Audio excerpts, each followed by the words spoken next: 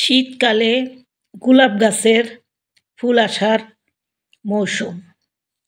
যদিও কিছুটা অন্যান্য সিজনেও ফোটে, কিন্তু শীতকালটা উপযুক্ত সময়।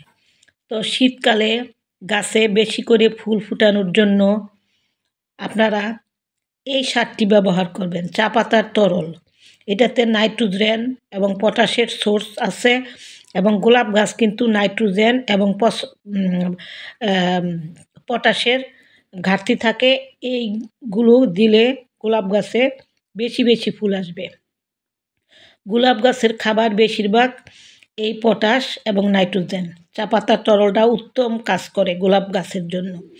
তো আপনারা এখনই এই গোলাপ গাছগুলোতে এই খাবারগুলো দিয়ে দেন।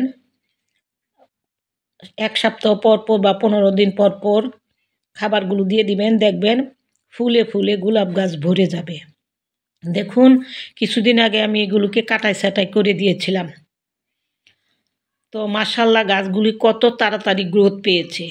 এই চাপাতির তরল দেই আমি গোলাপ গাছে, আর কোনো কিছুই দেই না। কলার খোসা আর চাপাতির এই তরল, কলার খোসা ভিজিয়ে পানি দেই, আর চাপাতির তরলটা মাঝে মাঝে আমি এটা দিয়ে দেই। আর সবজি পচা তো সব গাছ যখন দেই তখন একটুখানি দেই, কিন্তু চাপাতির তরলটা আমি গোলাপ গাছের জন্যই রাখি। তো এইভাবে আপনারা গোলাপ গাছের গোড়ায় দিয়ে দিবেন এই চাপাতির তরল, দেখবেন গাছের ফুলের কলি শুকাবে না, কলি ঝরে যাবে না, এবং অসংখ্য ফুল ফুটবে। তো আমি আশা করি এইবার আমার গোলাপ গাছে অনেক ফুল ফুটবে, কারণ কাটাই ছাঁটাই করে দিয়েছিলাম, নতুন নতুন ডাল শাখা প্রশাখা বের হয়েছে। এখন আশা করি ফুল আসবে। তো আমার ভিডিওটা আপনারা যদি ভালো লেগে থাকে, তাহলে যারা ছাদ বাগানে গোলাপ গাছ বসিয়েছেন, শীতকালীন পরিচর্যা হিসাবে এদের খাবার চাপাতির তরলের মতো উত্তম খাবার আর হয় না। তো এই খাবারটা আপনারা 1 সপ্তাহ পর পর বা 15 দিন অন্তর অন্তর দিয়ে দিবেন গাছের গোড়ায়, মাটিটা একটু খুঁড়িয়ে। আর যেহেতু আমি একটু পাতলা করে দিয়েছি চাপাতির তরল, পানির চাহিদাটাও পূরণ হয়। তো এইভাবে আপনারা গোলাপ গাছের পরিচর্যা করবেন। আর আমার ভিডিওটা ভালো লেগে থাকলে অবশ্যই সাবস্ক্রাইব করে আমার পাশে থাকবেন। যারা ফেসবুক থেকে দেখছেন তারা লাইক শেয়ার করে দিবেন, অন্যরা যেন দেখে উপকৃত হতে পারে, এবং তারা যেন এইভাবে গোলাপ গাছের পরিচর্যা করতে পারে।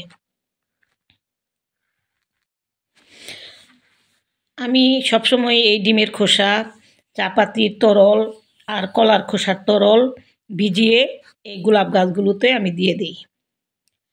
এখন আমি সবগুলো গাছেই একটু একটু করে দিয়ে দিব যতটুকু আছে।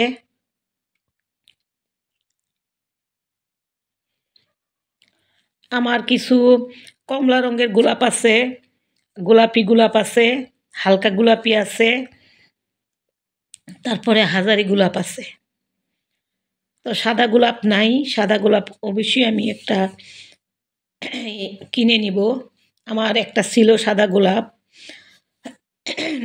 সেই জন্য সাদা গোলাপটা মরে গেছে। এটা কিন্তু কমলা কালারের গোলাপ। আজকে এই পর্যন্তই। আল্লাহ হাফেজ।